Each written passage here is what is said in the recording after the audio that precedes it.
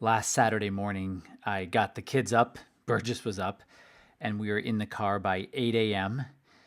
We were going to take a 4-hour drive up to South Lake Tahoe to a very specific lake, a lake called Echo Lake, which sits at about 7,400 feet elevation. And we were going to spend the weekend there celebrating a friend's 40th birthday. And on Sunday, we took a hike. Now, neither Burgess and I had ever been there. And so we went on a hike. We started the hike out at elevation 7,400, and the hike ended at 8,600. And it was known as, well, this is the hike the kids go on. So in my brain, I know what a hike that the kids go on looks like. This was not what I would have put a 5 and 8-year-old on, though Bowen did really well. It was about an hour and a half hike either way, so 3 hours. We hiked up to a lake called Saucer Lake, and it was about a 1,200-foot elevation climb. And it was actually a dangerous hike. Burgess was scared. She does not have the sure footing that I do. I asked Bo what he thought afterwards. He said he didn't like it because of how long it was.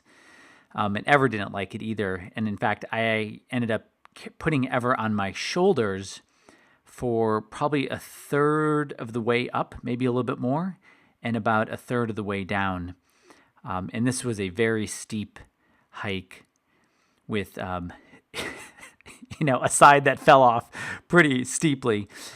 So it's interesting how, our fear is really there to keep us safe, right? Our fear is something that is part of our brain that's been there for 2 million years. And it's this fear part of us, the limbic system, or the limbic part of our brain, that is to sort and look out at the world and just simply say, am I safe? Am I safe? And Burgess did not feel safe during the hike. Bo did not like it. Ever did not like it. I was in my realm. I love hiking. I love tough hikes. Like I said, I'm very sure-footed and have great balance. But I could see how I was actually scared too, because I was worried about Ever, my 5-year-old, tripping and falling, and same thing with Burge. So my fear was on them, but not me. And so here we are in 2016. This podcast, among other things, looks at investing and human behavior. And why is it that fear-mongering and selling fear works so well? Hey everybody, this is RC Peck, and this is my weekend podcast. In fact, it's episode 344. And the theme for this weekend is, why fear works, why fear sells so well. Why do some of the biggest investment newsletter publishers, Porter Stansberry and Steve Sugarroot and Harry Dent, why do they sell fear so much? Why do they push fear so much? Porter Stansberry talked about the U.S. dollar or the end of America, the dollar going, I don't know what, somewhere close to zero. Harry Dent always talks about the stock market falling to like Dow 3000 or gold 300. And the thing is, those guys are both very accomplished publishers. They know how to connect with their audience. And the way they connect with their audience is by, it's pretty dangerous out there. It is very dangerous out there. It's really dangerous out there. But we have something that can help you. And so what I want to do is I want to look at 4 price charts. And let's look at them both ways, from a fear-mongering point of view, and from a, hey, this is just what's happening. And it's in this point of view that I want you to see yourself and see which one do you feel more naturally wanting to believe or follow. So the first price chart I just want to show you is the S&P 500. This, in fact, is the S&P 500 index, so it does not include the dividends. And it's broken out to new lifetime highs, and it did that back in July, little less than 2 months ago. And before that, it took about 2 years to break above that 2130 number, but it broke above. So if you're a fearmonger and you need to sell more newsletters, what you'd say is how this is a head fake. This is very dangerous to be breaking out to new lifetime highs. There's no reason why their earnings are falling, revenue is falling for the S&P 500. And the only reason the market's going up is because companies are buying back their shares and interest rates are so low. Oh, okay. I mean, maybe that's true, but the market is going higher, right? So you could look at it from it's dangerous because it's going higher, because it's not going higher for the right reasons. Or this is the non-fear mongering way. Hey guys, the market's going higher. Should it go higher? Should it not go higher? I don't know. It is going higher. So, which do you notice you wanting to believe more? A feared kind of way of it's going higher, oh my gosh, this is scary, or hey, this is what it's doing right now. It could go on for another couple years, go on for another couple quarters or couple months, but I have a plan in place. And just notice which one you want to believe more. The second price chart is U.S. housing. This is the Case-Shiller National Home Price Index, and this goes back to 2001.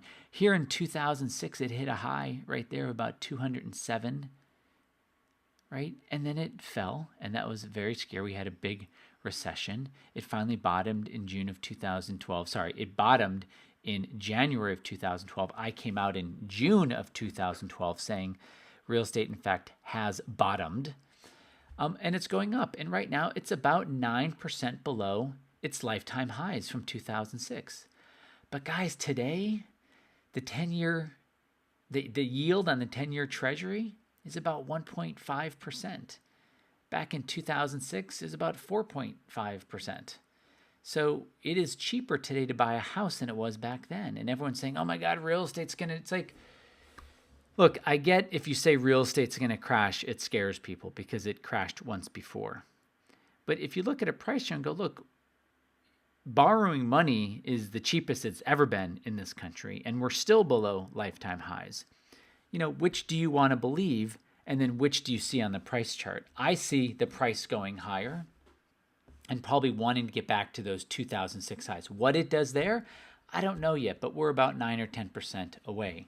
So just notice yourself which way your brain wants to believe what's happening with real estate. This third price chart is actually the price of, or the yield of the 10-year Treasury. And here's its lifetime low right down here in July, a month ago. I almost said July of this year. A month ago, it hit lifetime lows below 1.5% yield. Now, if we were to zoom back, we'd see that the yield on the 10-year Treasury has been falling and has just entered its 35th year of falling. Now, will it come back up and then correct back down? We're at a 50-50, or will it continue falling? It's made a pretty fast move down, both since the beginning of 2014 and the beginning of 2016. So it should not be surprising if we see the yield go higher, and if the yield does go higher, that means the price would go lower. But in order for that to happen, I'm willing to bet we're going to need the stock market to go a little bit higher to relieve some ease and pressure. But the point is, there's lots of news out there saying yields are low. They're never going to be this low again. They're going to go up. You're going to lose all your money. Right? That's the fear mongering. Or you could just say, hey, yields have been falling. We're entering our 35th year. This is what's happening. Yields in Europe are falling. Yields in China are falling. Yields in Japan are falling. Yields around the planet are falling. And they're doing it in concert. They're doing it all together. So statistically or probabilistically, that should probably continue, not in lockstep every day, but a general lowering. And rather than fighting yields lowering, you should say, okay, what do I need to do? How can I find ways for my money to generate? One way is to buy investment properties. I built a real estate course back in 2003 or 2004. It's on the membership site. I did not update any of the tools because none of the tools need updating. It still works today as well as it worked back in 04, 05, 06. And it shows exactly how to buy a property without getting hurt. Except today, you're going to be borrowing money at a much lower rate. So you can find yield. It's just not going to be in kind of the traditional or the orthodox locations that it has been in. I don't see yields falling as a danger. I see this is what they're doing. Let's figure out how to position ourselves. The third price chart I want to show you is the GDP of the United States. Pretty impressive. Now, this is only going back to 2008. Okay, so I get that. But you know what? The GDP of the United States is at $18.4 trillion-ish and has been rising since 2009. Should it be rising? Should it not be rising? Do they measure it the right way? Do they measure it the wrong way? Look, I don't have a lot of faith in the Bureau of Labor Statistics. I call them the Ministry of Truth, but it probably is rising. They probably do adjust things for their interest. But, our economy is growing. It's not growing as fast as people probably would want it to, certainly if you're in the middle class, but it is growing. So I think we should go with what's actually happening. But the fear mongers would talk about how this is the slowest recovery ever.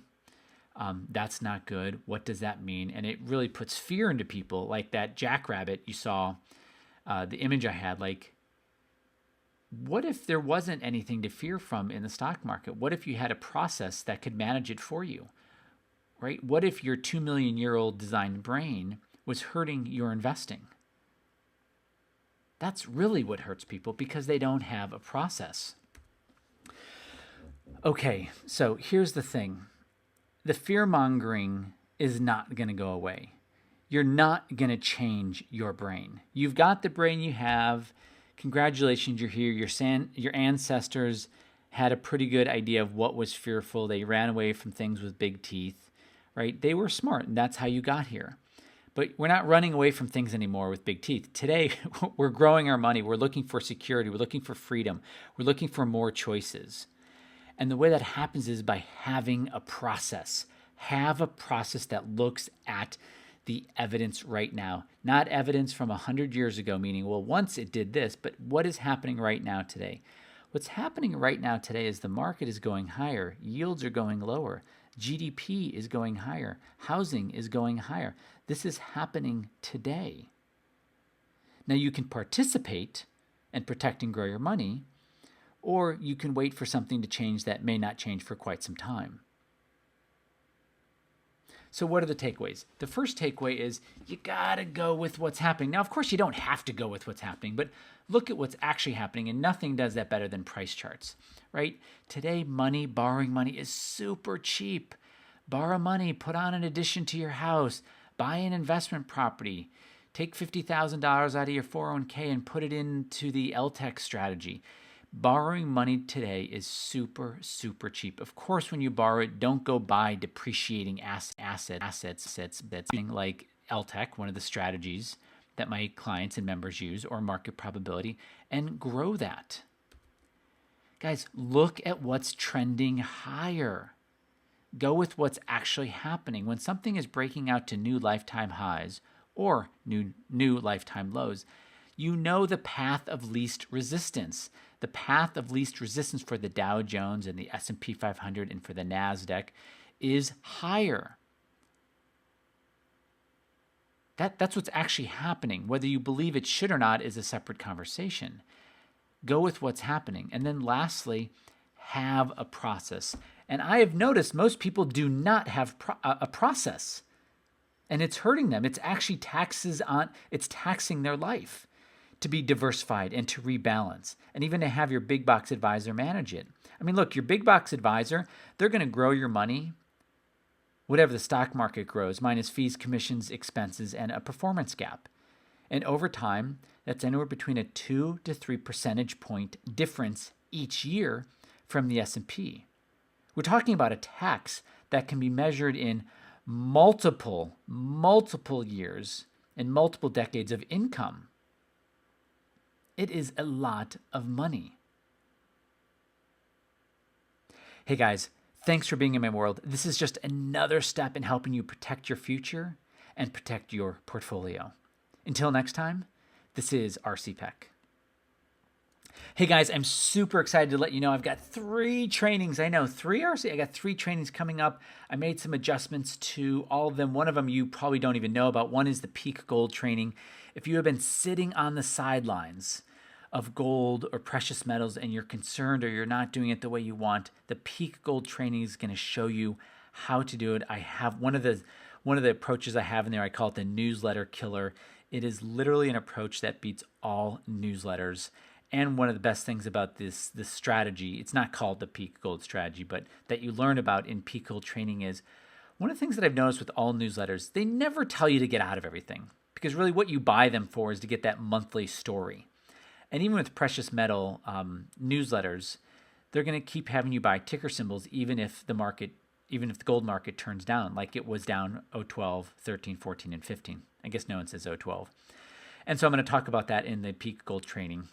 The second one is the diversification myth training. I've also updated some things in there to really show specifically why diversification is an absolute tax on your future and how to change that. And then the third one, all these are coming up in the next few weeks, it sounds really weird to a lot of people, and I get why they would, but I've had to learn how to have sales conversations with my prospects and clients so they get what they're buying. They understand the need that's getting filled. They understand the problem that will get eliminated in a way so they want to hire me. They want to pay me my fee, and they want to stick around longer. And I've worked with a lot of business owners over the last 18 years of my company, teaching them how to talk to clients and prospective clients so they can increase their rates while having their clients have a much better experience and much better results. And I've put a training together to talk about that. So anyone who's a business owner or a service provider or a coach or a consultant, you're absolutely going to want to watch that training, and that will be coming up too. So thank you all for being in my world. Of course, if you are on the sidelines, just reach out to Patty. You can either call her or email her and say, hey, I want to get on RC's calendar, and have him look at my numbers, look at my investing, and really point out where that biggest gap is that can be filled to help me really grow and protect my money. You guys have a great weekend, and I will speak to you soon.